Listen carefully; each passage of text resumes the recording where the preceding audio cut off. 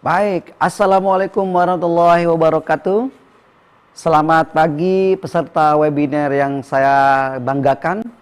Semoga Anda semua sehat-sehat selalu dan selalu bahagia. Karena itu sebetulnya yang penting di era COVID ini. Teman-teman sekalian, peserta webinar yang saya hormati dan banggakan. Seperti kita ketahui, pagi ini kita akan membahas tema yang cukup penting, tema yang cukup urgent untuk kita semua. Karena itulah kita akan bahas dalam webinar ngobrol bareng legislator kali ini. Nah, sebelum kita memulai, saya coba menyapa narasumber yang sudah tidak asing lagi buat kita. Beliau adalah politisi senior yang hampir 3 periode duduk di DPR RI. Kita sapa Bapak T.B. Hasanuddin. Mohon izin Bapak. Assalamualaikum warahmatullahi wabarakatuh. Waalaikumsalam warahmatullahi wabarakatuh. Bapak sehat-sehat ya? Alhamdulillah sehat. Terima kasih Bapak. Pak bahagia. Ya, penting itu Pak, bahagia Pak. Sehat dan bahagia. Ya, terima kasih Pak sudah menyempatkan waktunya di tengah padatnya jadwal beliau. Kemudian selain Pak T.B. Hasanuddin, nanti juga kita akan di forum ini akan ada narasumber yang mengenai detail, artinya dia cukup aktif dalam isu-isu pelindungan data pribadi, yaitu Pak Yuda Kurniawan. Selamat pagi Pak Yuda Kurniawan. Selamat pagi Pak Bahroji, bisa dengar suara saya ya? Luar biasa. Bapak sehat ya? Alhamdulillah. Baik. Sehat. Baik, terima kasih Bapak Ibu sekalian peserta webinar. Mohon yang terhormat Bapak peserta untuk bisa on cam sebelum kita mulai. Oke, mohon dibuka kameranya. Selamat pagi semuanya. Halo. Selamat pagi, oke. Nah, bagi teman-teman yang belum mengganti namanya, agar artinya yang belum membuat atau merename di toolsnya, agar dikasih nama, karena nanti teman-teman panitia mencatat sesuai dengan nama aslinya, begitu ya. Baik, terima kasih Bapak Ibu sekalian peserta yang saya banggakan. Sebelum kita mulai, akan ada beberapa agenda yang harus kita lampaui. Di antaranya kita mari bersama-sama membacakan doa agar kegiatan yang luar biasa bagus ini berlanjut dengan baik. Mohon kita tenangkan pikiran kita untuk membacakan doa sesuai dengan agama masing-masing. Berdoa mulai.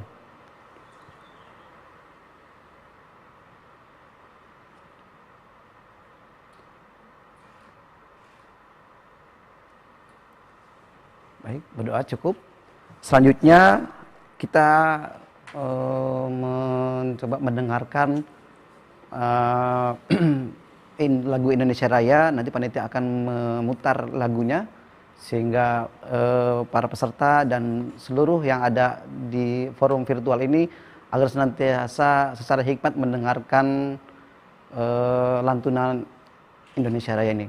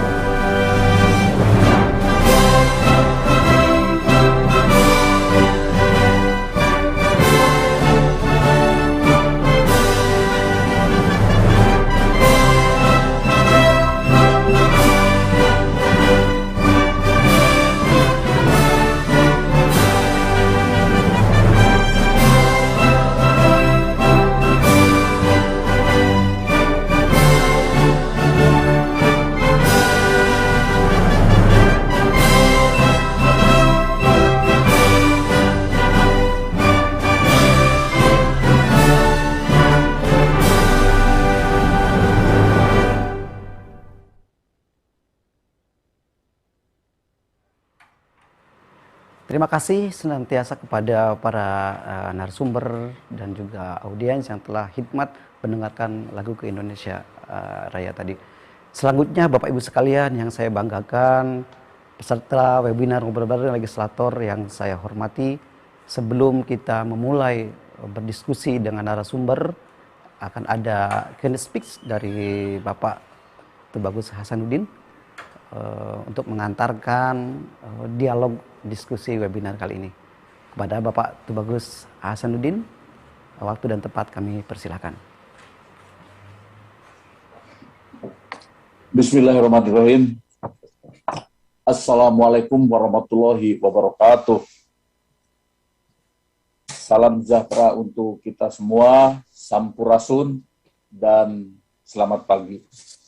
Yang saya hormati Bapak Samuel, Direktur Jenderal Aptika Kementerian Kominfo.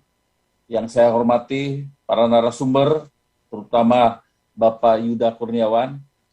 Yang saya hormati para tamu undangan, dan yang saya banggakan seluruh peserta webinar etika bermedia sosial pada pagi hari ini. Dan tentu ya, yang saya hormati dan saya banggakan moderator ya, Pak Oji.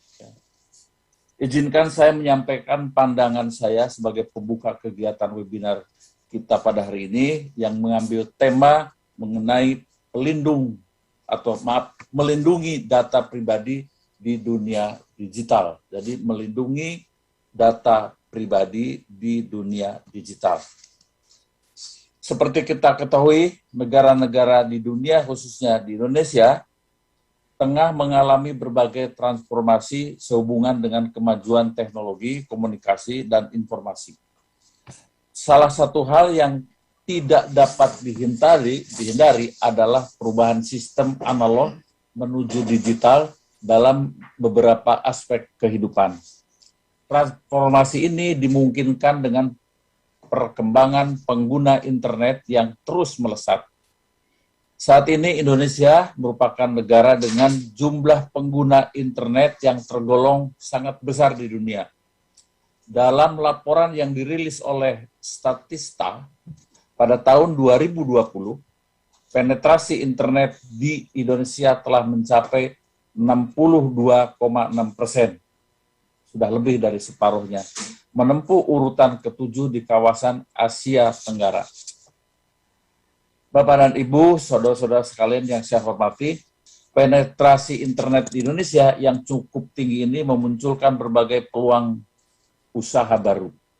Di antaranya adalah bidang usaha on-demand service atau biasa disebut ODS. Layanan ini merupakan jenis layanan yang berdasarkan dari pesanan konsumen. Model usaha ini ternyata disambut baik di tengah masyarakat di Indonesia. Perkembangan model bisnis dengan jenis ODS ini memunculkan berbagai startup di Indonesia yang sudah tidak asing lagi di telinga masyarakat Indonesia seperti Gojek, Bukalapak, Tokopedia, dan lain-lain. Kebutuhan akan jenis usaha berbasis internet tersebut juga menumbuhkan potensi e-commerce di Indonesia. Statista pada tahun 2019 melaporkan bahwa tren pengguna e-commerce terus mengalami peningkatan dan terus berpeluang untuk mengalami peningkatan pengguna hingga tahun 2023. Laporan tersebut juga menjelaskan bahwa hingga tahun 2019 saja tercatat pengguna e-commerce di Indonesia telah mencapai 62,2% dan diperkirakan pengguna e-commerce di Indonesia akan terus mengalami kenaikan hingga mencapai 75,3 di tahun 2023. Hal ini tentu saja menjadi peluang ekonomi yang cukup besar pada sektor e-commerce di Indonesia. Laporan lain yang pernah dirilis oleh Google dan Temasek melaporkan bahwa nilai e-commerce di Indonesia merupakan yang terbesar di kawasan Asia pada tahun 2019. Nilai transaksi e-commerce di Indonesia pada tahun 2019 mencapai angka 21 miliar dolar Amerika Serikat. Sedangkan pada tahun 2025 nanti nilai transaksi di Indonesia diperkirakan dapat mencapai hingga 82 miliar dolar Amerika Serikat. Bapak dan Ibu yang kami hormati, dalam perkembangan perlindungan dan data pribadi merupakan suatu hal yang tidak dapat dipisahkan dari persoalan-persoalan seputar keamanan ruang siber dan digital. Wacana mengenai perlindungan data pribadi muncul karena berbagai dampak dari kerugian atas berbagai kebocoran data pribadi. Kebocoran data pribadi berpotensi menimbulkan berbagai insiden kriminal dalam ruang siber. Informasi dalam data pribadi seperti identitas penduduk, alamat, tempat, tanggal lahir, nomor rekening, email, dan nomor identifikasi personil atau PIN sangat rentan untuk disalahgunakan oleh orang-orang yang tidak bertanggung jawab. Risiko yang kemudian muncul adalah tindak kejahatan seperti penipuan,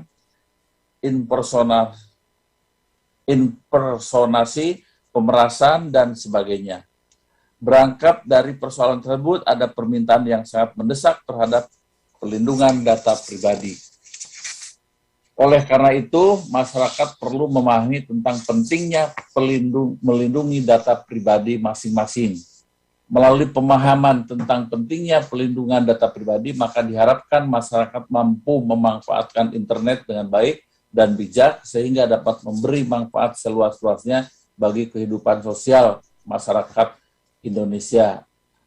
Seperti kita ketahui, ya, di Komisi 1 ini sedang bersama-sama dengan pemerintah, ya, membentuk undang-undang perlindungan data pribadi atau PDP itu, ya. Memang belum selesai, tapi insya Allah dalam beberapa waktu lagi akan segera diselesaikan. Undang-undangnya ada sehingga semakin komprehensif lah perlindungan terhadap data pribadi kita masing-masing. Bapak Ibu yang saya hormati, akhir kata saya ucapkan selamat menjalankan webinar pada hari ini. Semoga apa yang disampaikan, didiskusikan, dan diputuskan dalam webinar ini dapat berkontribusi positif pada perkembangan media sosial di Indonesia. Selamat berdiskusi. Wassalamualaikum warahmatullahi wabarakatuh. Hatur nuhun. Waalaikumsalam warahmatullahi wabarakatuh. Terima kasih Bapak yang saya banggakan atas arahan pengantar yang cukup mencerahkan tadi. Semoga senantiasa menjadi semangat kita, teman-teman di sini, narasumber dan peserta untuk menangkap esensi dialog ngobrol bareng legislator ini. Terima kasih. Mungkin Bapak jika ada agenda lain, karena mungkin di tengah-tengah ada agenda Bapak yang lainnya, berkenan meninggalkan forum virtual ini. Terima kasih. Selanjutnya Bapak Ibu sekalian, untuk menghangatkan suasana, tentu sebelum nanti narasumber Pak Yuda menjelaskan apa, bagaimana, kemudian antisipasi untuk pelindungan data, kita saksikan musik ini, The Freak Project. 1, 2, 3, go!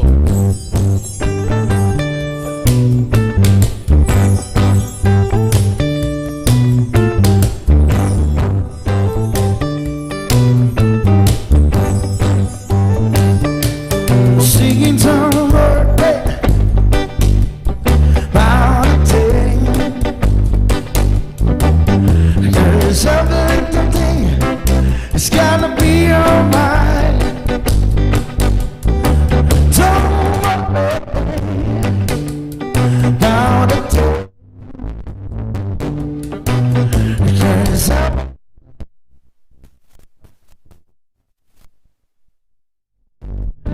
rest up this morning, smile with the rising sun. 3 little birds by my doorstep, singing sweet song of melodies pure and true. Everybody sing it. This is my, this is to you. Come on, sing it, don't worry about a thing. There's every little thing, it's gonna be alright. Don't worry about a thing, 'cause every little thing is gonna be alright. Last us this morning, smile with the rising sun. 3 little birds is by my doorstep, singing sweet song of melodies we went through, and singing, this is my business. Let's rock out, Bonnie Wailers.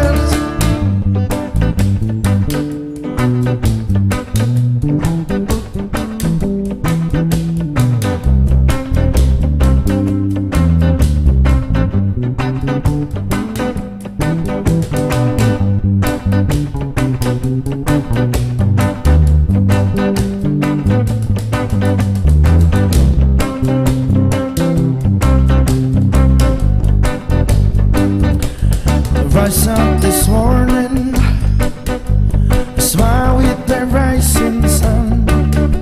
3 little birds,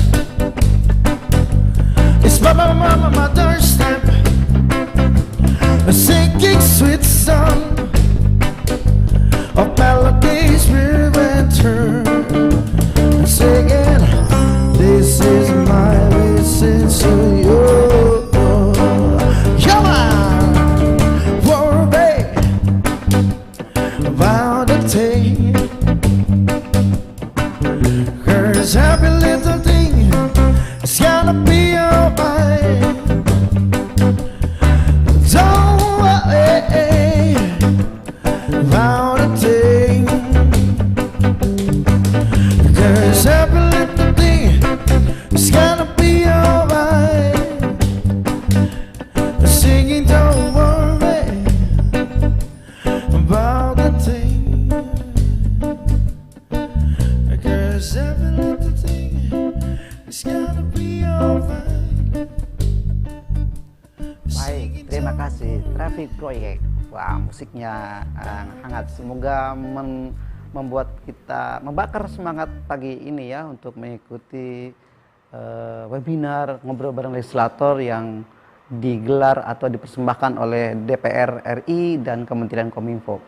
Bapak Ibu sekalian, seperti kita ketahui dalam sepanjang tahun 2021 ini setidaknya terjadi 5 peristiwa kebocoran data yang kemudian itu cukup lumayan menggemparkan Indonesia ya. Ada kasus kesehatan, kasus kebocoran e-commerce dan lain sebagainya.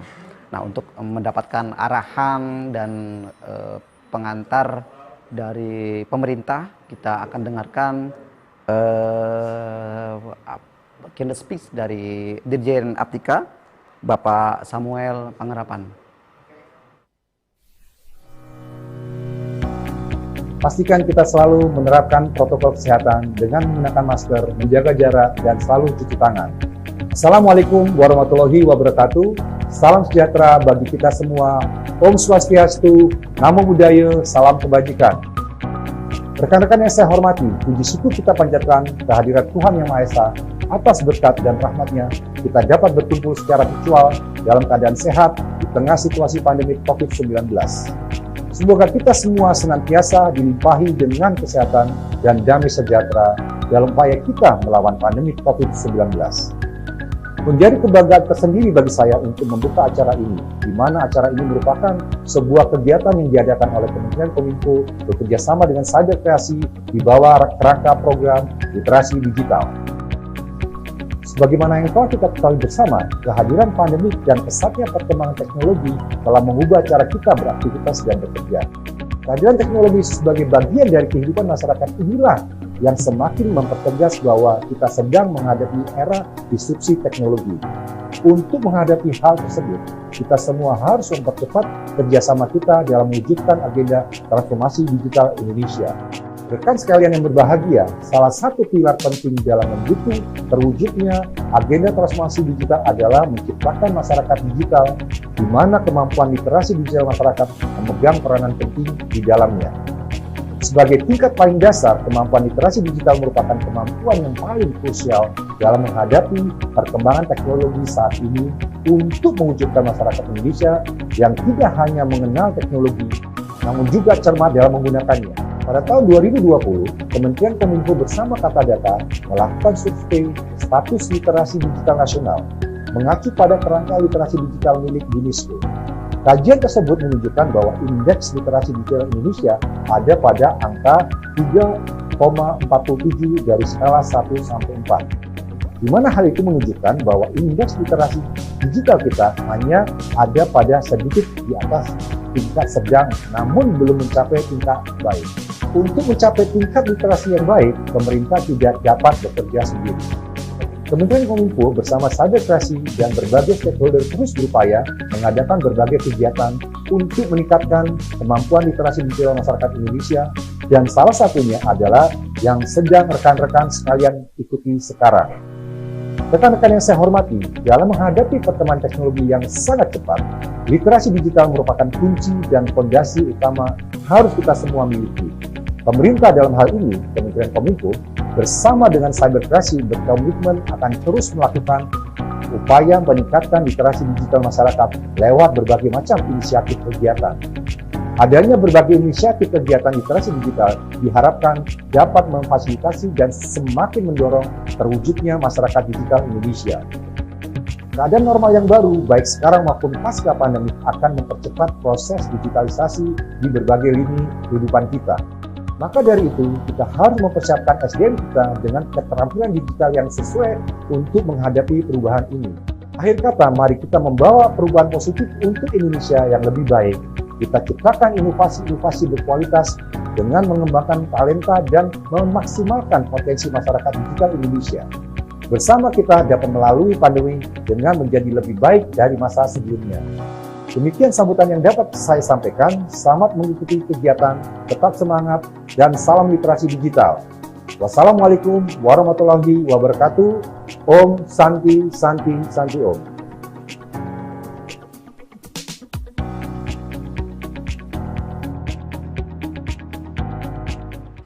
Baik, terima kasih kepada Pak Dirjen, Pak Samuel, yang tadi yang sudah memberikan pengantar yang cukup mencerahkan.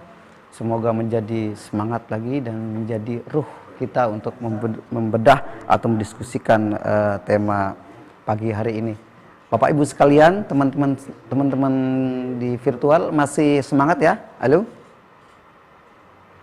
Halo? Masih semangat ya? Sambil ngopi nih, sebelum Pak Yuda menjelaskan, saya sedikit memberikan announce mungkin bahwa pelindungan data pribadi di Indonesia memang sedang dibahas ya. Tadi seperti yang disampaikan oleh Pak TB Hasanuddin, bahwa sedang pemerintah dalam upaya sebagai fungsi pelindungan terhadap warganya itu sedang merumuskan apa yang disebut dengan rancangan undang-undang PDP. Nah, apa sih itu PDP? Kenapa harus dilindungi? Bagaimana cara pelindungannya? Nah, untuk mendengarkan itu kepada yang terhormat Bapak Yuda Kurniawan untuk memberikan atau memaparkan materi-materi tentang PDP ini. Waktu dan tempat, Pak Yuda, silakan.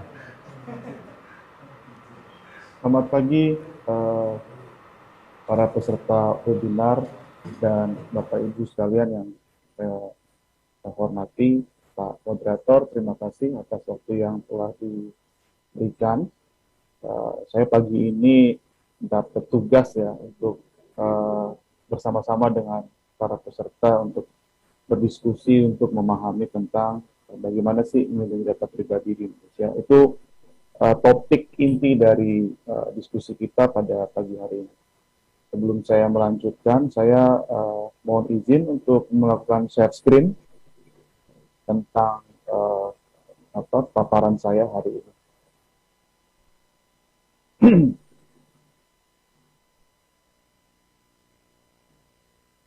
Baik, bisa dilihat ya di layarnya ya, Bapak Ibu, jelas ya. Oke, baik. Bapak dan Ibu, tadi sudah dijelaskan ya oleh Pak Teddy Hasanuddin tentang betapa pentingnya melindungi data pribadi. Pertanyaannya adalah apa sih yang mesti dilindungi dan bagaimana dilindungi. Lalu apakah kemudian ini menjadi concern bagi pemerintah dan masyarakat dan seberapa urgensi sebetulnya melindungi data pribadi, terutama dalam dunia digital. Nah, sebelum kemudian kita membahas lebih jauh, kita perlu untuk memahami tentang definisinya dulu, Bapak dan Ibu sekalian. Definisi dari data pribadi adalah segala informasi yang berkaitan dengan seseorang, baik yang terkait dengan kehidupan pribadi, profesional, atau publik. Ini definisi umum secara general. Tadi di depan sudah dijelaskan oleh Pak TD, sekarang pemerintah dan DPR sedang bersama-sama menyusun ya rangka legal pengaturan tentang pelindungan data pribadi, namanya RUU Pelindungan Data Pribadi atau RUU PDP. Dalam penyusunan tersebut memang tujuannya adalah untuk memastikan baik subjek data pribadi ya, dan kemudian pemroses data pribadi itu menjalankan hak dan kewajibannya sesuai dengan kaidah-kaidah yang kemudian disepakati. Kita ini sebagai subjek data pribadi ya, kita yang kemudian memiliki kewenangan penuh, otoritas penuh terhadap data pribadi kita. Yang memang selama ini belum ada aturannya yang secara spesifik itu mengatur data pribadi. Dalam catatan saya, memang ada sekitar 32 undang-undang yang sebetulnya di dalam undang-undang tersebut mengatur ketentuan data pribadi. Seperti undang-undang KUHP, undang-undang tentang perbankan, sistem perbankan, ya, undang-undang tentang ITE, ya, dan lain-lain. Tapi memang belum ada yang kemudian secara holistik dan komprehensif yang mengatur persis tentang kewajiban tentang pelindungan terhadap subjek data dan kemudian pemroses data. Ya. Inilah yang kemudian perlu diatur menurut pemerintah dan DPR RI. Jadi ini bentuk dari bentuk dari perhatian pemerintah dan DPR terhadap pentingnya perlindungan data pribadi itu sendiri, data pribadi masyarakat, dan lain-lain, dan sebagainya. Nah, untuk memahami tentang data pribadi, kita perlu sebetulnya memahami dulu ya bentuk data pribadinya atau kategori data pribadi. Data pribadi itu punya dua kategori, Bapak Ibu. Pertama, data pribadi bersifat umum, ya, dan data pribadi yang bersifat khusus atau spesifik. Ya. Data pribadi yang bersifat umum itu bisa dilihat dari nama, ya, itu data bersifat umum, nama saya, nama Pak Moderator, nama Bapak Ibu dan sekalian, itu adalah data pribadi yang sifatnya umum. Ya. Alamat, ya, atau alamat tempat tinggal, itu data pribadi yang juga bersifat umum. Lalu ada alamat email, itu juga data pribadi yang bersifat umum. Data lokasi, ya, kalau kemudian kita punya handphone, itu kita punya geotagging ya, atau kemudian geopositioning system, global positioning system, nah itu adalah data pribadi yang bersifat umum. IP address, ini IP address laptop saya, komputer saya, IP address handphone Bapak Ibu, laptop Bapak Ibu, dan teman-teman yang hadir pada peserta webinar ini itu merupakan data pribadi yang bersifat umum. Dan yang terakhir itu web cookie. Nah, web cookie ini adalah data-data yang kemudian didapat dari cara ketika ibu kemudian atau bapak di sini dan teman-teman baik mahasiswa dan pelajar ketika melakukan browsing atau membuka link internet ya gitu, kalau atau link berita atau link apapun gitu. Jadi nanti ada web cookie-nya, itu juga kemudian mengidentifikasi berbagai data pribadi yang kemudian perlu dipahami oleh Bapak Ibu terkait dengan IP address, lokasi, dan sebagainya. Nah, itu ada di web cookie namanya. Nah, itu juga data pribadi sebetulnya. Lalu ada data pribadi yang bersifat khusus. Ada data seperti ras, ya, etnis, agama, terus kemudian pandangan politik, yang itu data pribadi, orientasi seksual, itu data pribadi, terus data yang terkait dengan genetik kita sebagai manusia, itu juga disebut sebagai data pribadi tapi bersifat khusus. biometrik ya. Jadi biometrik itu data tentang misalnya sidik jari, pola retina mata ya, terus kemudian pola wajah, ya. Itu biometrik juga termasuk data pribadi. Dan yang berikutnya adalah tentang kondisi mental dan kejiwaan. Ya. Ini semua adalah data pribadi yang baik bersifat umum maupun khusus. Dan yang menjadi catatan bagi kita hari ini itu adalah bahwa dua data pribadi ini, baik umum dan khusus, itu adalah memang seharusnya kita yang memiliki kewenangan penuh terhadap data-data ini. Ya. Kita sebagai subjek data, dan ini adalah data-data yang melekat pada diri kita, dan kita memiliki kewenangan penuh terhadap data-data ini. Sehingga kewenangan kita terhadap data-data ini, otoritas kita terhadap data-data ini, itu kemudian perlu dilindungi. Baik kita melindungi secara mandiri, ya, dan kemudian dilindungi oleh undang-undang. Undang-undangnya ini lagi disusun, undang-undang yang spesifik ya, oleh DPR. Nah, mengapa sih data pribadi harus dilindungi? Satu, menghindari intimidasi online. Ya, Bapak Ibu mungkin memang sering banyak baca berita di media ya, baik online ataupun cetak atau nonton di TV tentang kasus-kasus penipuan pinjaman online misalnya. Dan kemudian muncul intimidasi gitu kan, atau kenapa kemudian ketika Bapak, Ibu, atau teman-teman pernah melihat berita seseorang memiliki suatu pandangan politik, orientasi politik tertentu, terus mengalami intimidasi di media misalnya, itu juga hal yang kemudian sebetulnya harusnya dihindari dan bisa dilindungi hal-hal demikian. Dan yang kedua adalah mencegah penyalahgunaan data pribadi oleh pihak-pihak yang tidak bertanggung jawab. Ya. Ada beberapa pelanggaran-pelanggaran ringan dan berat ya terkait dengan teknologi finansial atau kita sebut sebagai mekanisme pinjaman online. Ini yang paling sering nih. Ya, dan nanti kita akan lihat datanya bahwa ada ekses-ekses yang tidak baik ya atau yang buruk dari problem pinjaman online. Lalu menghindari potensi pencemaran nama baik. Maka itu dengan demikian perlindungan data pribadi itu menjadi sangat penting dan signifikan. Lalu kenapa harus dilindungi data pribadi baik melalui regulasi dan undang-undang maupun kemudian kesadaran diri sendiri? Itu adalah mencegah upaya pencurian data pribadi. Gitu. Kalau kemudian data kita dicuri, data pribadi kita dicuri, ya maka potensi untuk terjadi kriminalitas, potensi terjadinya kejahatan terhadap diri kita, itu kemudian muncul, baik itu signifikan atau tidak. Tapi ada potensi-potensi tersebut. Dan yang paling penting, kenapa data kita harus dilindungi, ini akan menjamin hak kendali kita atas data pribadi gitu. Saya memang kemudian memberikan catatannya terhadap hak kendali atas data pribadi. Ya kadang-kadang kita punya urusan sama kita punya urusan sama leasing, sama bank gitu kan, yang tanpa kita sadari sebetulnya kita harus lebih cermat lagi untuk lebih bertanya kepada mereka apa kepentingan mereka, kemudian meminta data pribadi kita. Lalu kemudian apa kepentingan kemudian dan urgensi mereka, misalnya untuk meminta fotokopi dan sebagainya.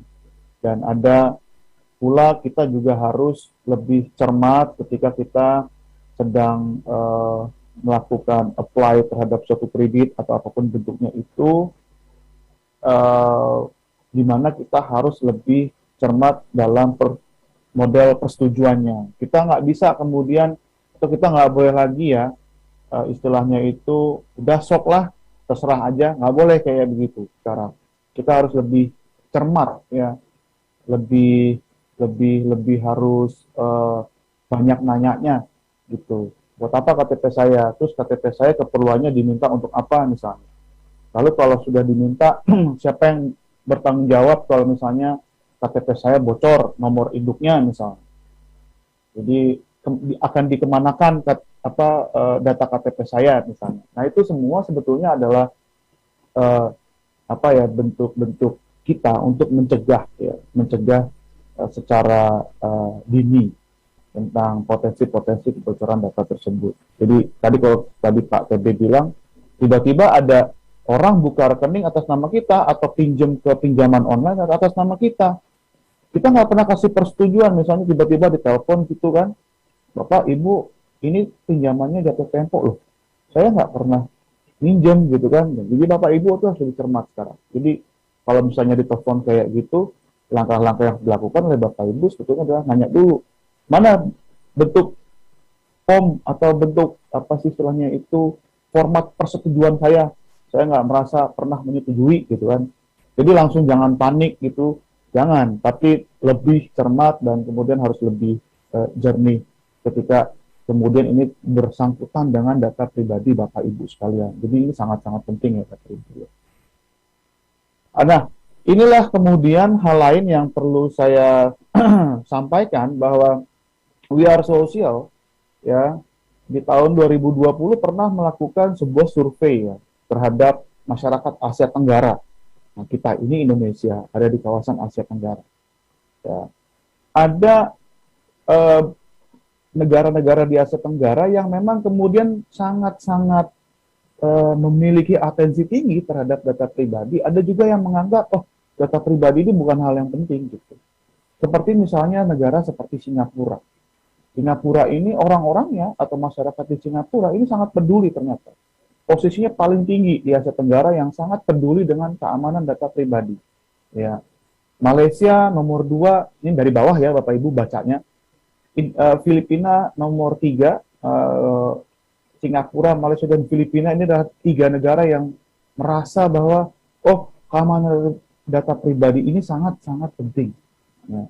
Di Indonesia itu hanya 35% yang kemudian menganggap bahwa data pribadi itu penting.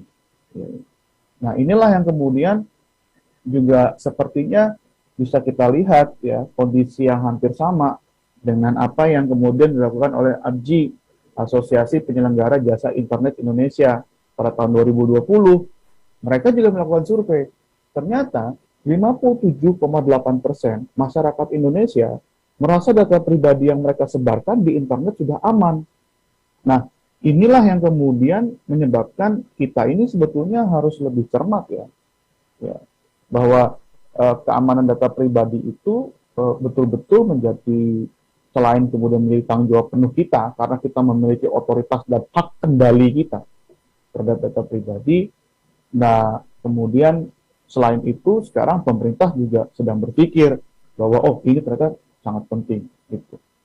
Ada sebanyak 17,7% responden itu merasa ragu-ragu data pribadi mereka aman di internet. Mungkin saya termasuk yang 17,7%. Nggak tahu, Bapak, Ibu, teman-teman di sini masuk yang angka 57 atau angka yang 17. Ya, kalau saya masuk di angka 17,7. Ya, yang kemudian saya merasa, kalau saya pribadi, saya merasa agak kurang nyaman untuk kemudian berinteraksi di dunia maya, ya, di dalam dunia siber atau media sosial yang melibatkan interaksi data pribadi. Ya, itu saya hindarkan, ya, kalau buat saya pribadi. Gitu. Jadi, hal-hal inilah yang kemudian perlu jadi catatan kita bersama. Di awal, Pak TB Hasanuddin pernah bilang, tadi sudah bilang, bahwa e-commerce atau perdagangan elektronik, ya Bapak Ibu, Indonesia ini sudah semakin maju dan semakin meningkat. Ya. Bayangkan saja, kita mengalami kenaikan itu beberapa kali lipat dari tahun 2019, 2020 hingga proyeksi Google dan Temasek itu mencapai 70 miliar dolar sekian. Itu angka yang sangat besar. Itu tidak mengherankan Bapak Ibu karena apa? Karena kita kan penetrasi internetnya sudah di angka 62%. Penetrasi smartphone atau telepon pintar itu juga sudah mencapai angka sekitar 100% lebih bahkan. Ya, jadi dari 270 juta orang atau masyarakat di Indonesia, ternyata yang punya smartphone 300 juta gitu kan. Jadi satu orang di Indonesia itu bisa punya handphone itu 2, ya. Bisa sampai 2 orang. Satu orang bisa sampai punya handphone itu 2 handphone sekarang. Sehingga penetrasi internet dan kemudian penetrasi telepon pintar ini menimbulkan peluang-peluang ekonomi baru yang seperti diulas Pak TB di depan tadi ya, termasuk perdagangan elektronik atau e-commerce. Jadi Bapak Ibu terus kemudian bisa pesan makanan, pesan barang, pesan minuman dengan menggunakan apa yang kita sebut sebagai platform e-commerce atau perdagangan elektronik. Ada juga yang disebut sebagai misalnya on-demand service, ya, jasa yang disebut sebagai on-demand service. On-demand service ini seperti Gojek, layanan Grab, gitu ya, layanan Shopee Food, gitu. Itu semua kan on-demand service berbasis permintaan. Nah, itu kan juga menggunakan internet. Tapi Bapak Ibu sadar nggak? Begitu Bapak Ibu kemudian mendaftar kepada platform-platform tersebut, sebetulnya ada permintaan data-data pribadi. Ya. Ada permintaan data-data pribadi seperti misalnya Bapak Ibu harus upload KTP misalnya. Bapak Ibu kemudian diminta untuk mengisi form ini, form itu dalam mendaftarkan diri ke aplikasi yang Bapak Ibu gunakan.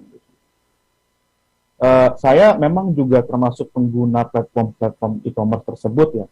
Tapi saya nggak banyak, Bapak Ibu, saya cuma pakai satu, ya. Saya nggak perlu sebut mereknya. Kenapa saya pakai hanya satu platform e-commerce? Karena sebab kalau saya sampai pakai 2 sampai 3, berarti saya kemudian memberikan kesempatan untuk memberikan kesempatan kepada platform-platform digital untuk tahu data saya, gitu. Lebih banyak platform yang tahu data saya, maka sebetulnya potensi kerugian terhadap kebocoran data terhadap saya itu juga semakin besar jadinya, gitu. Sedangkan pelindungan data pribadi ini itu masih digodok sama DPR. Ya, setahu saya pemerintah dan DPR itu akan segera merampungkan ini. Sehingga nanti ketika data Bapak Ibu bocor, kita mesti tahu tuh mau lapor kemana gitu kan. Yang selama ini ketika data kita bocor, kita mau ngontak si platformnya, kita nggak tahu mesti kontak siapa. Kita nggak tahu mesti telepon siapa. Gitu. Terus instrumen apa yang bisa kemudian digunakan untuk memberikan sanksi atau kemudian memberikan mitigasi ya, namanya mitigasi ya, terhadap persoalan kebocoran data tersebut. Gitu. Data bocor atau tidak, memang kemudian ini ada hal yang menurut saya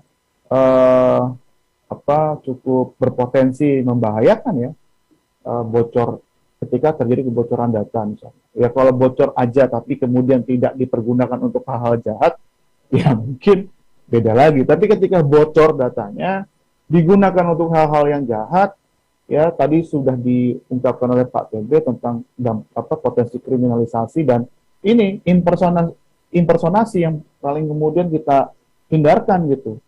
Ya, impersonasi misalnya data WhatsApp, nomor handphone WhatsApp Bapak Ibu, teman-teman di sini kemudian muncul, tapi kemudian PIN-nya, personal identifying number Bapak Ibu semua, itu kemudian bocor.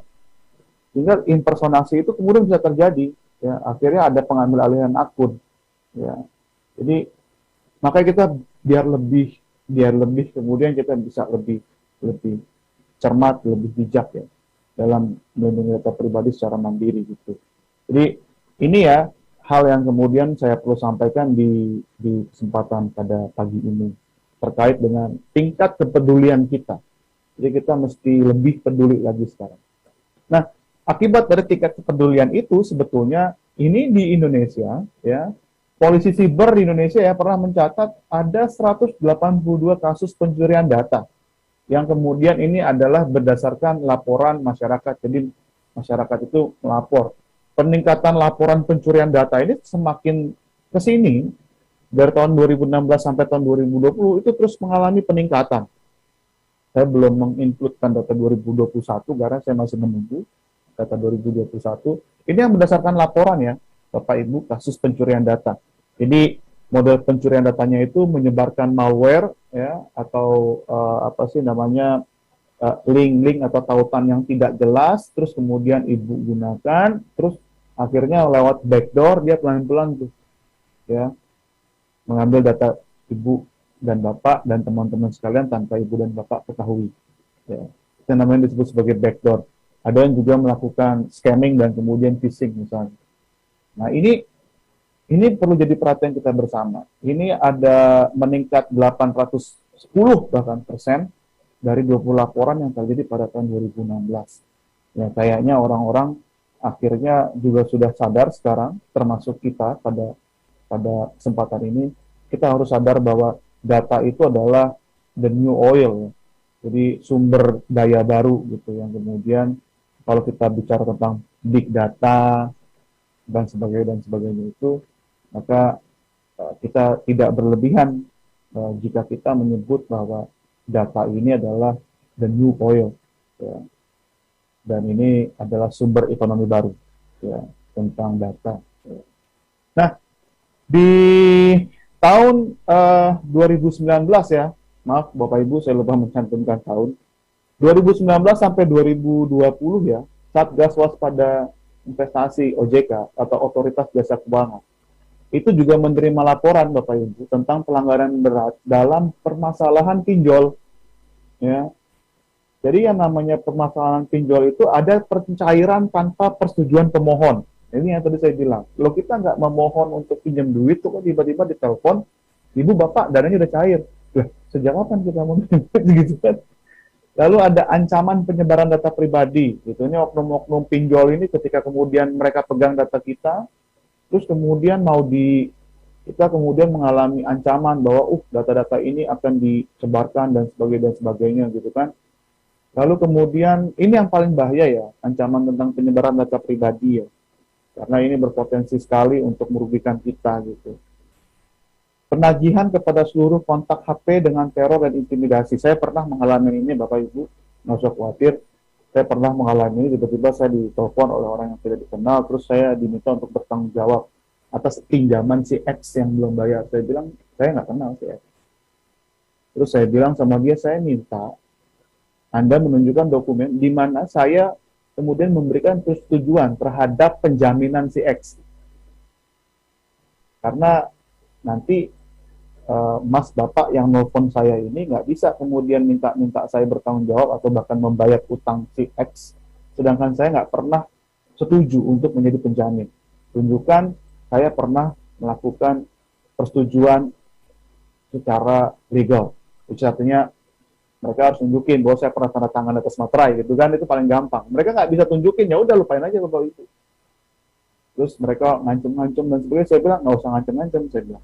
Kita bisa menempuh jalur hukum. Jadi Bapak Ibu nggak usah khawatir ya, tapi memang kita perlu cermat, kita perlu kemudian lebih bijak dan bisa lebih merespon dengan kepala dingin ya. Beda hal kalau Bapak Ibu memang melakukan pinjaman, terus kemudian Bapak Ibu telat bayar atau dan sebagainya, silakan diselesaikan secara adat gitu. Silakan diselesaikan secara baik-baik gitu. Ini kalau case-nya itu adalah penyalahgunaan data pribadi gitu. Lalu ada yang disebut sebagai penagihan dengan kata-kata kasar dan pelecehan, itu juga banyak kok ditemui gitu. Nah, dari itu semua, OJK mencatat ada 9.421 pelanggaran ringan, ya, Satgas Waspada Investasi ya, dan 13.475 pelanggaran berat. Nah, pelanggaran beratnya termasuk yang saya sebut tadi. Jadi ada 13.475 tentang pencairan tanpa persetujuan, ada ancaman penyebaran data pribadi, ada penagihan kepada seluruh kontak HP, ya, dan kemudian penagihan dengan kata kasar dan pelecehan. Gitu. Kalau saya ditagih dengan kata kasar dan pelecehan, saya screenshot, ya, atau saya simpan, saya capture, mungkin suatu saat berguna bagi kita ketika kita kemudian melakukan jalur atau menempuh jalur hukum gitu, sebagai bukti-bukti itu ya. Jadi ini sih sebetulnya yang kemudian perlu kita lihat dari perkembangan kasus tentang penyalahgunaan data pribadi ya. Belum lagi penyalahgunaan data pribadi di media sosial yang kemudian juga banyak terjadi, tiba-tiba Bapak Ibu kehilangan kendali atau kehilangan kuasa atas media sosialnya gitu kan. Kok tiba-tiba Instagram saya nggak bisa, saya buka apa kok email saya kok passwordnya pas saya mau buka nggak bisa gitu kan. Nah, itu semua juga bentuk-bentuk dari abuse ya, atau penyalahgunaan dan kemudian pembobolan data pribadi ya.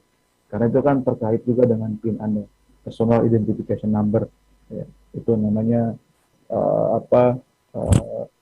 salah satu hal yang kita sebut sebagai bentuk-bentuk kejahatan dalam dunia siber atau kejahatan dalam dunia maya.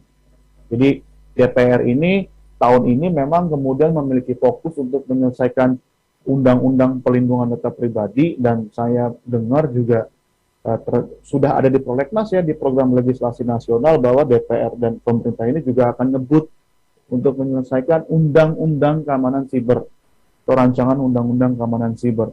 Jadi kita berharap sama pemerintah dan DPR bisa mengakselerasi ya, bisa ngebut kerjanya untuk menyelesaikan urusan-urusan perlindungan terhadap data pribadi dan keamanan di ruang siber atau di ruang internet. Ya.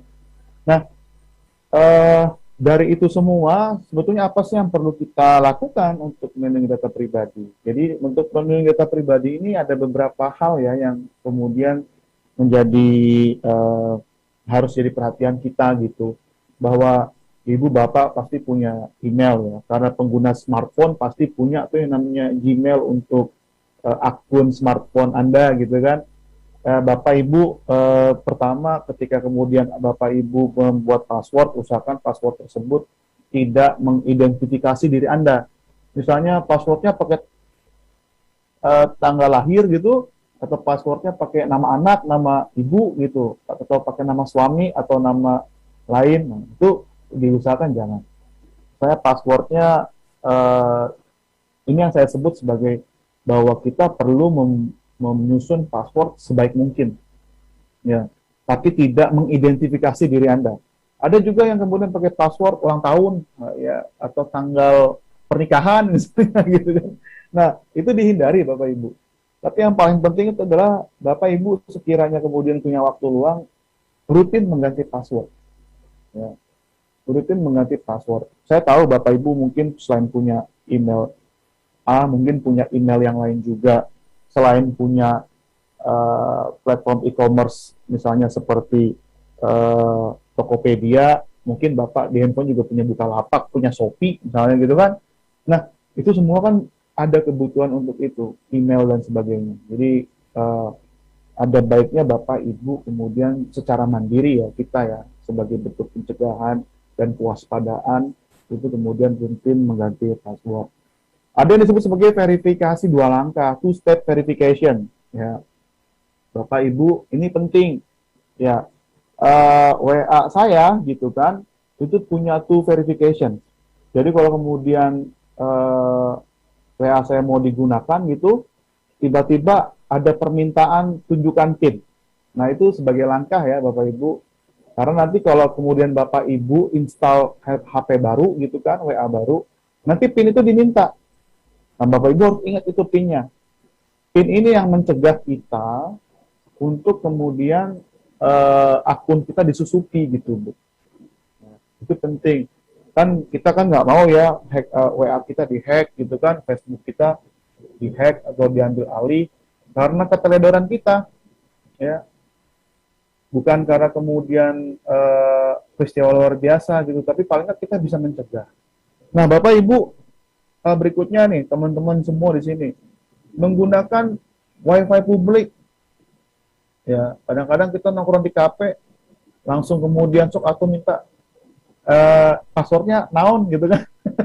Kita langsung pakai aja gitu kan WiFi di ruang publik gitu, di kafe atau di mana gitu kan. Nah, itu harus lebih cermat sih Bapak Ibu ya. Kita harus lebih cermat menggunakan WiFi publik. Ini memang akan sangat teknis dan sangat sulit identifikasi buat kita yang memang tidak terlalu memahami tentang dunia siber. Saya juga bagian dari yang itu ya, bagian dari orang-orang atau bagian dari individu yang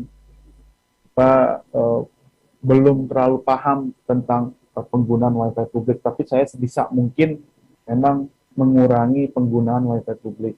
Jadi kalau misalnya saya terpaksa harus pergi ketemu orang di suatu kafe atau suatu tempat makan atau di mana ada WiFi-nya, saya nggak selalu kemudian harus menggunakan WiFi tersebut.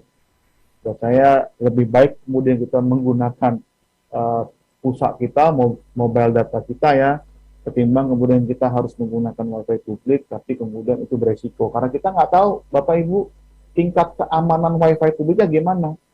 Misalnya kita nongkrong atau jajan, atau kita ketemu orang gitu, bisnis atau rapat gitu, di suatu kafe, kan kita nggak tahu, itu kafenya, wifi-nya aman apa enggak gitu. Ini yang perlu kita pahami, atau kita sebisa mungkin kemudian membentengi data pribadi kita. Yang berikutnya adalah update antivirus. Jadi kalau Bapak Ibu di laptopnya, di komputernya ada antivirus, di handphonenya ada antivirus, diupdate Bapak Ibu. Jadi jangan lupa untuk terus memperbaharui ya antivirusnya ya, diupdate terus. Kalau ada permintaan dari laptopnya, dari handphonenya, diupdate, diupdate gitu. Jadi biar kemudian si antivirusnya ini bisa mengidentifikasi serangan-serangan malware namanya. Jadi malware itu masuk ya ke handphone kita, ke laptop kita, dan kemudian mereka beroperasi di dalam untuk melakukan absorb atau mengabsorpsi data tersebut. Gitu. Nah, ini yang paling penting. Ini yang kemudian juga sering kita lupa atau lalai. Ya, hindari tautan asing yang tidak aman. Ya, jadi kadang-kadang Bapak Ibu itu dapat SMS atau apa gitu kan, yang berisi tentang link, ya, dan Bapak Ibu penasaran, coba gitu dipencet like gitu kan, ternyata enggak, ternyata itu malware. Ya, dia masuk ke dalam ini kita, ke dalam handphone kita, dan kemudian dia melakukan operasi ya di dalam device kita dan mengabsorb data-data pribadi kita. Nah, kalau udah kayak begitu kan, satu, kita termasuk yang lalai karena kita nggak tahu ya. Tapi mudah-mudahan setelah hari ini kita ketemu, ya, Bapak Ibu jadi lebih cermat lagi, memperhatikan apa yang kita sebut sebagai tautan-tautan asing atau link-link asing, Bu, masuk ke WA atau kemudian masuk ke SMS. Nah, itu jangan langsung diklik ya, atau jangan langsung dibuka, karena ada kemungkinan besar itu malware gitu. Misalnya Ibu dapat SMS selamat Anda memenangi gitu kan. Nah, itu kan ketika Anda dapat SMS-nya, Bapak Ibu teman-teman di dalam webinar hari ini, itu kan ada linknya tuh. Nah, linknya itu jangan dipencet Bapak Ibu. Kalau itu dipencet dan itu malware, ya udah, kita akhirnya jadi rugi itu. Makanya kenapa kita harus bisa lebih cermat. Nah, itulah menurut saya yang perlu jadi perhatian kita sama-sama. Sambil kita menunggu pemerintah dan DPR RI ya, terutama Komisi 1 dan Kementerian Komunikasi dan Informasi merampungkan RUU Pelindungan Data Pribadi. RUU Pelindungan Data Pribadi itu di dalamnya itu adalah berbicara tentang hak kita sebagai subjek data. Ya, hak kita untuk kemudian menguasai dan memiliki kendali penuh atas data kita. Ya, jadi gini kadang-kadang Bapak Ibu kadang-kadang kalau misalnya install aplikasi ya di handphone ya, itu kadang-kadang ada permintaan akses kamera gitu kan, akses memory card gitu kan. Nah, saya paling sebel Bapak Ibu kalau misalnya ada aplikasi yang kemudian meminta akses itu gitu. Saya punya Facebook Bapak Ibu, tapi Facebook saya itu nggak bisa saya apa-apain. Saya cuma bisa update status. Kalau saya mau ngupload foto gitu kan, mau ngupload story di Facebook, nggak bisa saya. Kenapa nggak bisa? Begitu saya mau upload, begitu saya mau update story, terus si Facebooknya minta akses ke kamera saya, minta akses ke storage ya, atau memory card saya. Oh, saya nggak mau. Lebih baik saya nggak usah ngupdate foto dan ngupdate story di Facebook, daripada kemudian saya memberikan izin kepada Facebook untuk mengakses saluran-saluran data pribadi saya, gitu. Kecuali kalau nanti si Facebooknya itu bisa kasih tahu ke saya bahwa data Bapak Ibu aman gitu. Nah, itu baru saya mau. Kecuali kalau misalnya nanti undang-undang pelindungan data pribadi itu udah ada, baru saya mau kasih akses ke Facebook gitu kan, ke handphone saya. Kira-kira gitu Bapak Ibu ya. Jadi selain lebih cermat, pemerintah saat ini juga sedang melakukan itu ya. Jadi mudah-mudahan pemerintah dan DPR bisa cepat selesai merampungkan hal ini, pelindungan data pribadi, sehingga kita tahu kemana harus ngadu gitu kan. Kalau data kita disalahgunakan, kita harus ngadu kemana, kita jadi tahu gitu. Kalau enggak kita punya mekanisme mitigasinya atau mitigasinya. Ya. Baik, Bapak Ibu sekalian, teman-teman, adik-adik, sampai sini presentasi saya. Selanjutnya saya kembalikan ke moderator. Terima kasih Pak Yuda atas deskripsi pemaparan tadi yang luar biasa. Ada beberapa hal tadi yang cukup urgent menurut saya dan cukup bermanfaat untuk juga kawan-kawan peserta webinar, misalnya tadi agar mengganti hal-hal teknis yang mungkin, tapi ini juga penting menurut saya, agar jangan sembarangan mengakses wifi ya, karena itu seringkali menjadi peluang orang untuk mengambil data kita. Kemudian juga jangan sering-seringlah mengganti password gitu ya untuk menghindari hacker. Nah, selanjutnya juga tadi ada klasifikasi antara data pribadi sama data khusus ya. Nah, itu juga ada data umum, data umum dan data khusus dalam data umum. Nah, menurut saya itu sangat mencerahkan sekali. Cuma Pak Yuda, kalau boleh tahu ini sebelum ke kawan-kawan nih, apakah ada case khusus, kan Indonesia ini belum punya payung hukum untuk kemudian menghukum orang atas tindakan pengambilan data pribadi. Beberapa kasus, misalnya terakhir ada kemarin yang head alert itu ya, yang hampir 1 jutaan 1 juta data. Kemudian juga sebelumnya juga ada BRI Live, sebelumnya juga ada e-commerce juga Lazada. Nah, di Indonesia kan tidak ada punishment tuh. Nah, kalau di luar negeri bagaimana Pak? Mungkin apakah ada contoh misalnya kasus di luar negeri yang kemudian memberikan sanksi tegas begitu. Nah, itu dari saya. Nanti selanjutnya adalah pertanyaan dari kawan-kawan justru yang paling penting gitu. Silakan teman-teman menambahkan pertanyaan saya tadi. Makasih Pak Baroji ya. Ya. Memang, Silakan. Ditunggu dulu Pak. Kita sambut dulu pertanyaan dari teman-teman sekalian. Oh, saya pikir saya harus jawab pertanyaan Ya. Pak Baroji dulu. Iya. Sekalian aja nanti. Oke. Halo. Nah, ini ada yang sudah bertanya soalnya Pak Yuda ini. Faisal Aji. Baik, Faisal Aji, boleh angkat tangannya. Oke, silakan Mas Faisal. Apa yang menjadi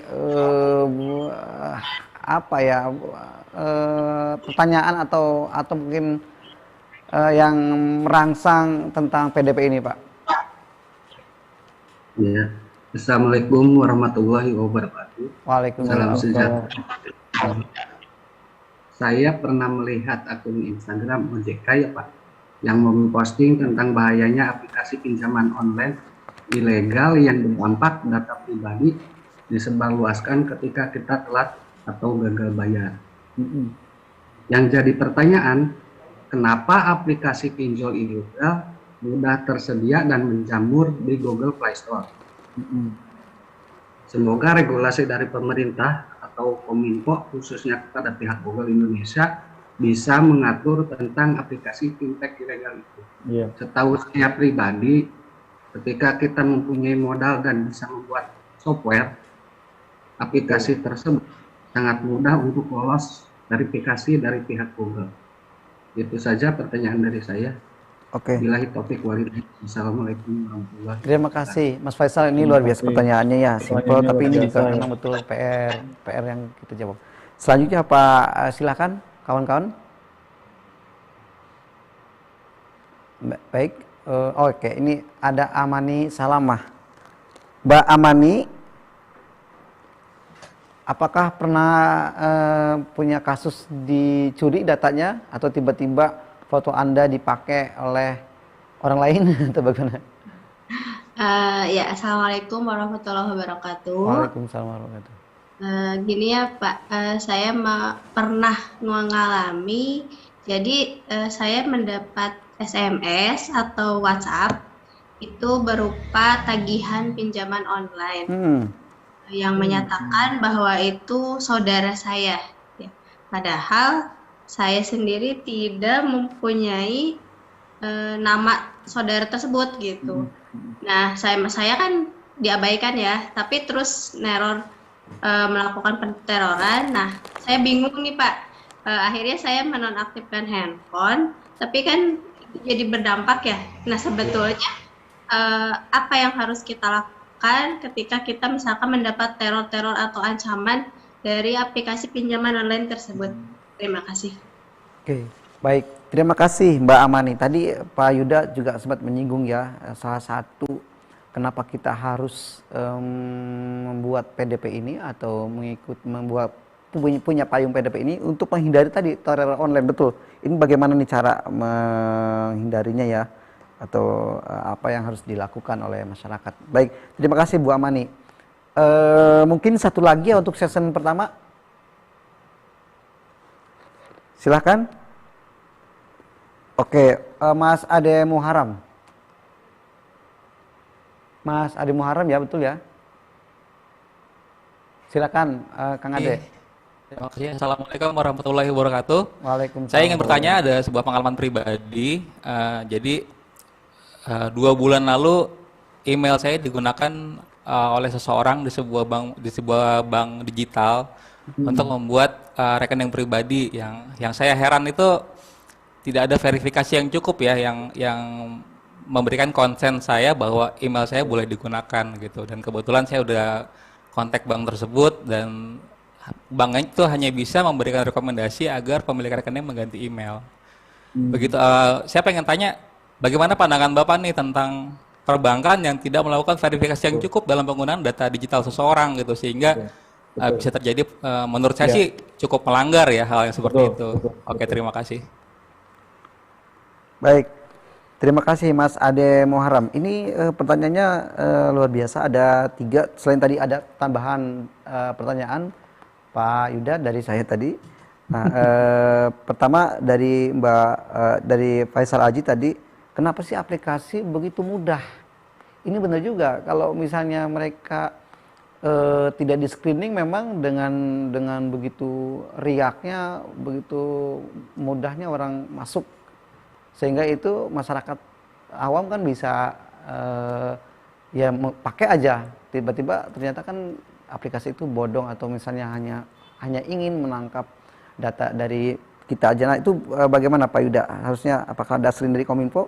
Kemudian dari Mbak Amani, ini tadi soal tagihan pinjol ya, pinjaman online. Saya juga pernah pernah mengalami hal itu. Tiba-tiba ada yang kirim WA, ini teman Anda gitu, punya hutang sekian loh, saya gitu kan. Ini nih teror online ya, teror online, betul. Kemudian yang terakhir dari Pak Ade Muharam tadi Pak, soal tiba-tiba alamatnya dipakai untuk membuka rekening baru. Nah, ini lebih celaka juga kan. Silakan Pak Ida. Baik, terima kasih Pak Bahroji ya. Saya coba jawab pertanyaan satu-satu ya. Ini rupanya pertanyaan hari ini semuanya pertanyaan tentang hal teknis ya, tentang pengalamannya gitu. Kita jadi sharing pengalaman, nggak apa-apa ya Bapak Ibu ya. Kita sharing pengalaman. Jadi sesi curhat nih ya. Oke, yang pertama adalah Kang Faisal tentang Google Play Store. Itu problemnya ya Kang ya, bahwa dengan kemajuan teknologi internet, terus kemudian semakin derasnya peningkatan kualitas dalam hal koneksi internet membuat orang itu bebas berkreasi. Termasuk salah satunya menciptakan aplikasi-aplikasi yang memungkinkan memberikan keuntungan ekonomi seperti pinjol ilegal itu ya. Ya, memang ada yang berdasarkan aplikasi di Play Store, ada yang berdasarkan web ya. Jadi ada yang basisnya web, ada yang basisnya aplikasi. Nah, OJK itu tetap melakukan semacam patroli ya, Kang. Jadi OJK itu selalu hampir setiap tahun itu men-take down atau memberikan eh, sebenarnya red list dan blokir terhadap pinjol-pinjol yang kemudian tidak dinaungi oleh OJK. Dan OJK itu sendiri nggak pernah capek tuh untuk ngasih tahu ke masyarakat bahwa tolong kalau mau pinjol, lihatlah platform pinjol yang dinaungi oleh OJK atau tidak. Jadi hari ini, ya sekali lagi, saya juga mau membagi kesadaran kepada teman-teman, Bapak Ibu semua ketika mau melakukan pinjaman online, coba dicek pinjaman online itu terdaftar atau tidak OJK. Biar ke depan itu kita jelas pola mitigasinya. Kalau misalnya kemudian kita di depan atau ke depan kita punya persoalan, sengketa terkait dengan kredit dan pinjol-pinjol itu tadi, kita bisa tahu kemana kita harus menghadap gitu kan, sembari kita nunggu RUU PDP. Nah, RUU PDP ini memang salah satu tujuannya adalah bagaimana dia bisa melindungi kita, hak kita sebagai konsumen. Ya, ini berhubungan dengan tadi di pertanyaan Mbak Amani ya tentang loh kok tiba-tiba saya ditelepon gitu kan. Itu hampir sama, kayak kita punya pengalaman yang sama ya Mbak Amani ya. Jadi kalau saya begitu ditelepon, saya cuma bisa bilang, udah jangan ganggu, tunjukin aja persetujuan saya, surat persetujuan saya tentang itu. Kalau nggak kayak gitu, percuma masnya telepon. Nah, memang dalam hal ini kalau pinjol itu memang bisa lapor ke Satgas Waspada Investasi ya, tinggal dilaporin aja, ini ada persoalan hal demikian, ada hotline-nya ya. Jadi Bapak Ibu, kalau untuk urusan pinjol itu adalah Satgas Waspada Investasi OJK namanya. Bapak Ibu bisa cari kalau Anda lagi Google, itu ketik aja Satgas Waspada Investasi OJK, nah itu bisa laporin ke sana. Atau Direktorat Kriminal Khusus, Ditkrimsus Polisian, yang menangani masalah-masalah siber atau ruang digital. Selama ini yang pihak yang menangani itu adalah masih Ditkrimsus. Lalu kemudian untuk masalah ancaman penyebaran data pribadi, silakan tuh dilaporkan ke Satgas internetnya Kominfo. Ya, jadi kita punya banyak nih laporan. Nah, saking banyaknya laporan ini kadang-kadang kita bingung ini mau ngelapor kemana ya gitu kan. Nah, makanya data pribadi ini atau RUU data pribadi itu kalau tidak salah ya nanti silakan ditanya ke Kominfo atau ke Pak TB ya. Mungkin Pak TB tadi udah meninggalkan acara, tapi mungkin nanti bisa dititip ke Pak Moderator kalau ketemu Pak TB tanyain itu nanti RUU PDP-nya mau bikin otoritas data pribadi nggak gitu. Artinya ada lembaga khusus nih yang menangani persoalan kebocoran data, sengketa data misalnya. Nah, itu penting itu yang selama ini tersebar, kepolisian hayu, Kominfo hayu, OJK hayu gitu kan. Jadi kadang-kadang masyarakat bingung. Tapi kita paling bersyukur, paling nggak kita udah punya jalurnya untuk kasih laporan, untuk memberikan laporan kita atas sesuatu hal, untuk melakukan mitigasi gitu dan sebagainya. Nah, itu dari saya Bu Amani. Pak Ade ya, jadi Bu Amani tenang aja. Udah, kalau misalnya ada kayak gitu, silakan saya nggak pernah kasih concern. Gitu. Nah, kalau ada telepon, hal-hal yang aneh-aneh begitu, cepat langsung atau di-record gitu kan. Bapak Ibu gitu ada telepon, langsung di-record. Ini sebagai bukti kita nanti. Bukti kita kan menempuh jalur hukum kan kadang-kadang kita bosen ya, gitu kan diteleponin, gitu kan. Terus diancam-ancam, digalak-galakin. Nah, kalau saya paling senang tuh kalau digalak-galakin. Kalau saya digalak-galakin, saya cuma ketawa-ketawa, hai, gitu. Saya bilang gitu aja. Pokoknya saya bantu yang mau ngutang, nanti tunjukin ke saya pernah tanda tangan gitu. Dia nggak akan bisa ngasih itu. Karena itu adalah bukti hukum secara sah, Bapak Ibu, bahwa kita memberikan persetujuan atau concern. Ini terkait dengan pertanyaan Pak Ade, ya Pak Ade Muharrem, nggak ada concern. Itu Pak Ade salah satu substansi yang diatur dalam rancangan Undang-Undang PDP sebagai bentuk kendali penuh itu adalah permohonan concern dari kita. Gitu. Jadi kalau kita nggak kasih concern, mereka tidak bisa memproses. Ya. Nah, concernnya itu dalam bentuk apa aja ya? Tentu banyak hal, misalnya tanda tangan digital atau kemudian concern dalam bentuk lisan yang di-record gitu kan. Nah, itu bisa banyak hal nanti. Nah, itu kan diatur. Tetapi kalau dengan kasus seperti yang Pak Ade alami, ya caranya satu memang kemudian dihapus, permohonan menghapus ke perbankan digital tersebut. Yang kedua, ketika mereka tidak mau hapus, somasi ke polisi gitu kan. Tapi ya sekali lagi kita harus lebih peduli ya sama hal-hal tadi, misalnya kita lebih lebih bisa berpikir bijak dan prudence gitu. Istilahnya prudence ya. Jadi tadi saya kasih tahu bahwa ada Direktorat Kriminal Khusus, Ditkrimsus ya, kepolisian yang menangani persoalan-persoalan tentang transaksi elektronik.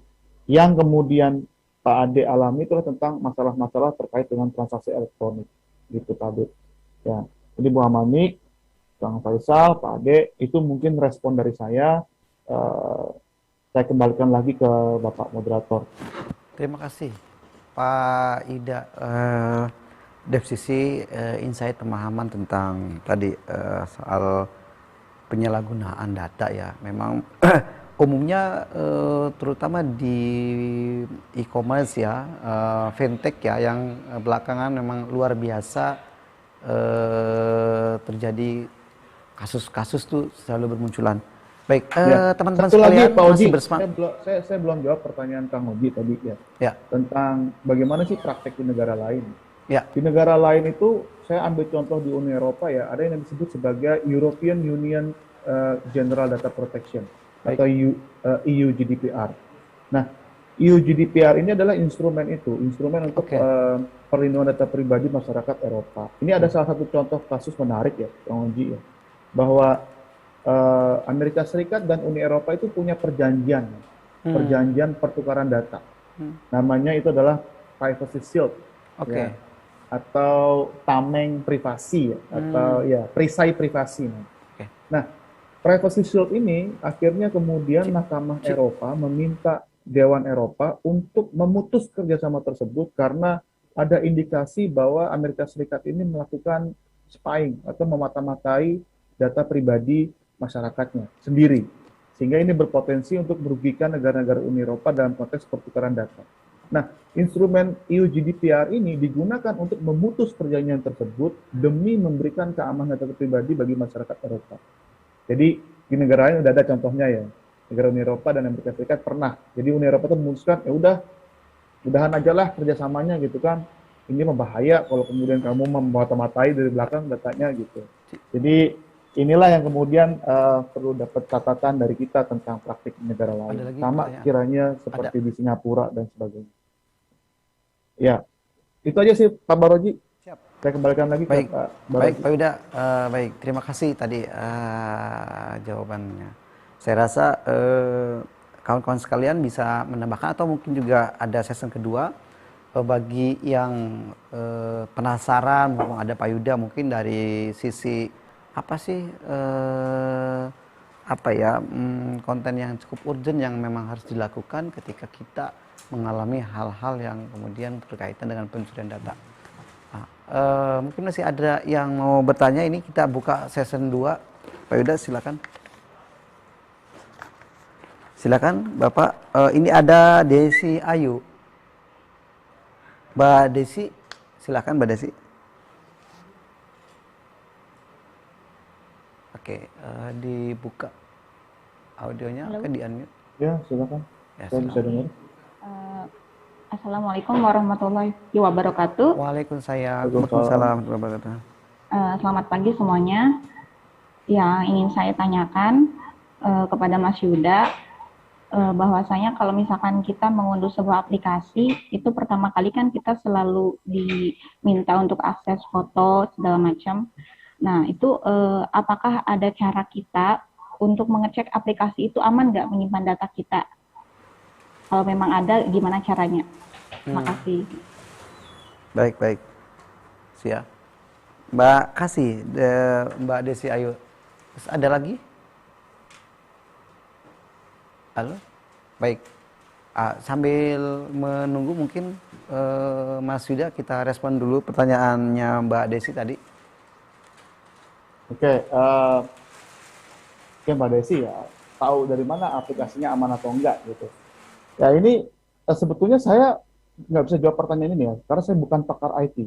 Ini yang pertama. Jadi saya nggak pernah bisa tahu apakah aplikasi itu aman atau tidak. Gitu. Tetapi yang saya yakini ketika aplikasi itu minta data-data akses ke mikrofon, akses ke memory card, berarti saya harus berbesar hati bahwa saya tidak bisa menggunakan aplikasi itu. Ya. Beda hal kalau kemudian aplikasi Peduli Lindungi ya, yang memang jelas-jelas kemudian dijamin keberadaannya dan eksistensinya oleh pemerintah. Aplikasi pajak misalnya, ya, yang kemudian ini merupakan bagian dari otoritas pemerintah. Artinya kita bisa sebagai warga negara melakukan mitigasi terhadap persoalan-persoalan kebocoran data kalau itu aplikasi pemerintah, gitu. Karena pemerintah juga punya instrumennya.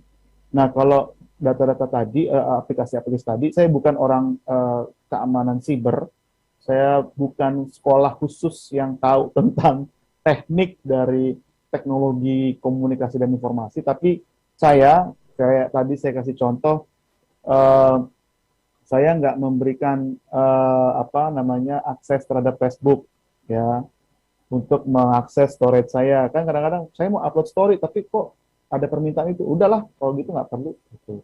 Saya punya Facebook, tapi saya nggak bisa apa-apain, saya nggak pernah upload story, gitu kan, dan sebagainya. Jadi ya ini demi keamanan kita ya, kecuali kalau nanti otoritas data pribadinya atau undang-undang data pribadinya, pelindungan data pribadi itu udah disahkan, gitu. Kalau ini udah disahkan, baru saya berani, gitu kan. Karena saya nanti punya nih tempat buat mengadu, gitu kan. Ini data saya bocor, ngadu, gitu kan. Gitu. Sementara saya nggak terlalu pede, Mbak Desi ya. Mudah-mudahan itu menjawab pertanyaan Mbak Desi ya. Saya belum tahu tuh bagaimana aplikasi yang aman atau enggak gitu. Saya sempat berbicara dengan beberapa pengembang ya aplikasi e-wallet kayak Danaku, Link aja ya kan. Terus ada kayak OVO gitu. OVO maksud saya bukan OVO ya. Itu juga mereka bilang, kenapa sih harus akses? Saya nanya ke mereka, aplikasinya kenapa harus minta akses ke memori handphone saya sih? Kenapa sih aplikasinya harus minta akses ke mikrofon handphone saya? Emang penting gitu. Kenapa harus minta aplikasinya harus minta akses ke kamera saya gitu? Saya nanya kayak gitu. Pak, itu memang aplikasinya dari pengembangnya begitu. Jadi mereka kan menggunakan pihak ketiga juga ternyata dalam pengembangan aplikasinya.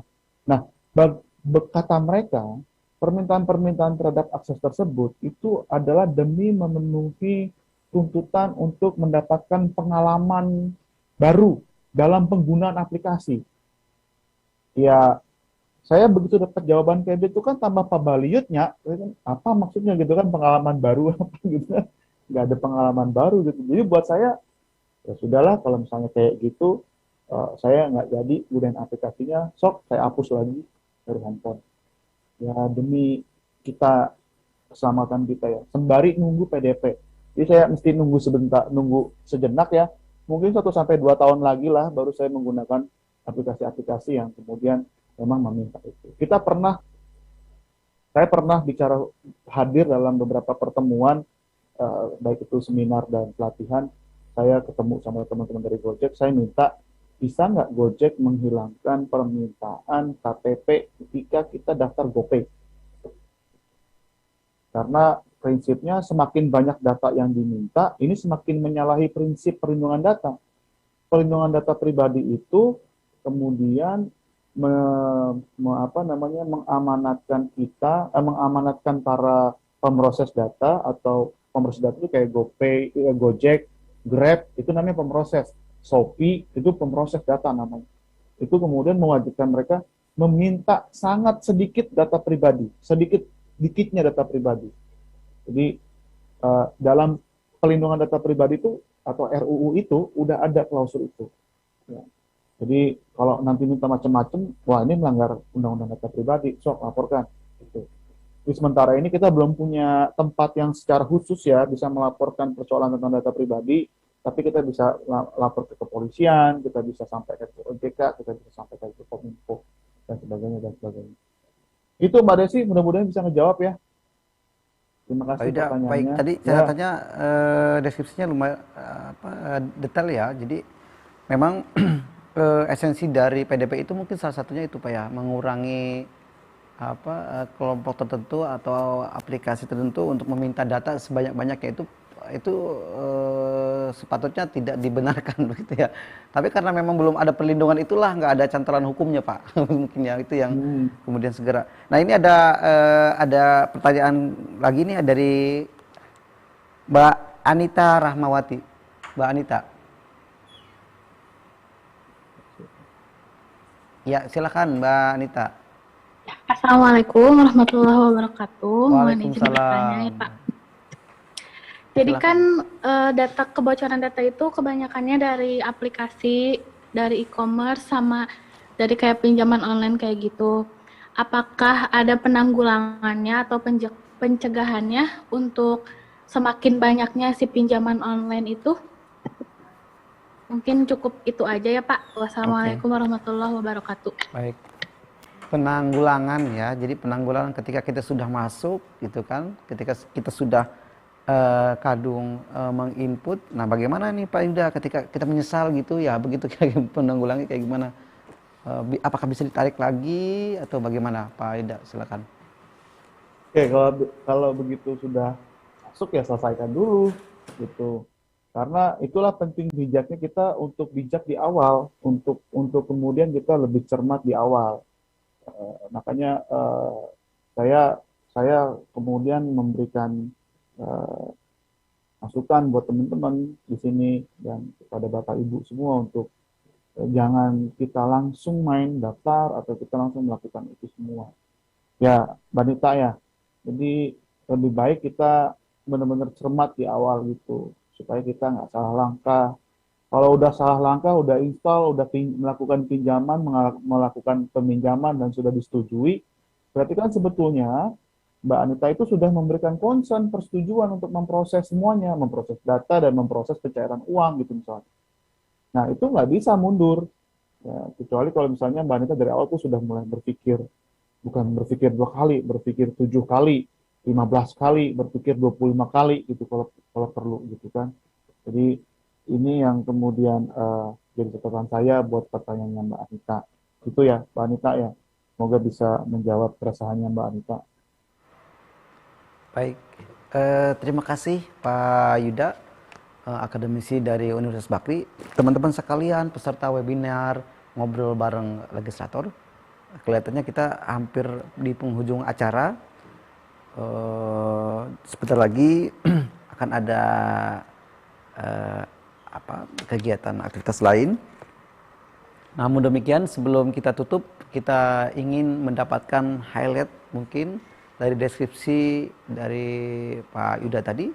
Mohon kepada Pak Yuda untuk memberikan kesempatan atau memberikan sedikit closing statement mungkin Pak Yuda tentang paparan urgensi tadi. Terima kasih. Silakan Pak. Oke, mungkin sebagai closing statement, saya mau titip pesan, bukan titip pesan ya, mau memberikan masukan ke teman-teman. Pertama, jangan berhenti belajar atau kemudian memahami dunia digital, ya, karena ini kita tidak bisa dihindarkan dari kemajuan teknologi informasi yang begitu pesat. Yang kedua, kita lebih bijak menggunakan aplikasi, terutama terkait dengan permintaan data pribadi ketiga kita. Yang ketiga, ingat, ini harus ditanamkan. Kita punya kendali dan daulat penuh terhadap hak data pribadi kita. Jangan sampai ini kemudian jadi persoalan yang Bapak Ibu anggap itu remeh. Ya. Karena penting buat kita melindungi data, dan data itu adalah sumber-sumber ekonomi baru. Ya. Sekian dari saya, Pak Baroji. Pak Yuda, atas kesempatan waktu tadi memaparkan tentang deskripsi perlindungan data pribadi, bahwa tentu kita di dunia digital saat ini, aktivitas kita di dunia online itu tidak terlepas dari perlindungan data kita. Jadi itu sangatlah penting untuk melindungi data kita, karena jangan sampai kemudian data kita dimiliki oleh orang lain, kemudian dimanfaatkan hal-hal yang tidak legal, hal-hal yang tidak resmi, yang berakibat fatal terhadap diri kita maupun masyarakat. Bapak Ibu sekalian, kita sampai kepada penghujung acara. Saya tadi hampir 1 jam, mungkin hampir 2 jam ya kita di ruang virtual ini. Meskipun demikian, saya lihat Bapak Ibu sekalian masih semangat, adik-adik mahasiswa tetap setia mendengarkan penjelasan dari narasumber. Nah, sebelum kita tutup acara ini, tadi saya dibisikin oleh panitia untuk memotret. Jadi kita foto bersama kepada seluruh peserta dan mohon izin kepada narasumber untuk mengaktifkan kameranya. Kita coba foto bersama. Oke, baik. Slide pertama ya. Ya, 1, 2, 3. Senyum dikit boleh nggak apa-apa.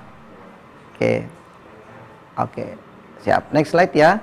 Siap-siap. 1, 2, 3. Oke, lagi 1, 2, 3. Sudah? Baik, terima kasih. Selanjutnya 1, 2, 3. Ya, baik. Masih ada?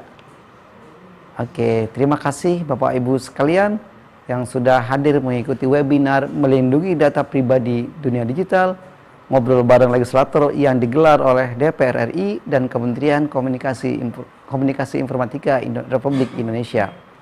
Saya moderator undur diri, mohon maaf jika ada hal-hal yang tidak berkenan.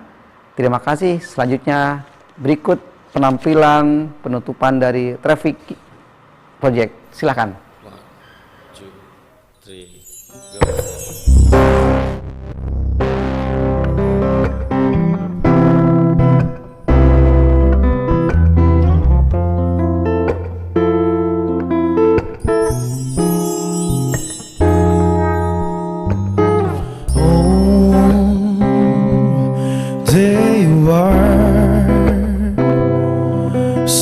Scissors, fries, and lonely, hiding ways and waiting while here I am, standing still, staring at you only. Everything's kept moving. All I want is just to stay. You can't shake me, I would never dare let go. Through the talking and the walking, I will give you all of my love.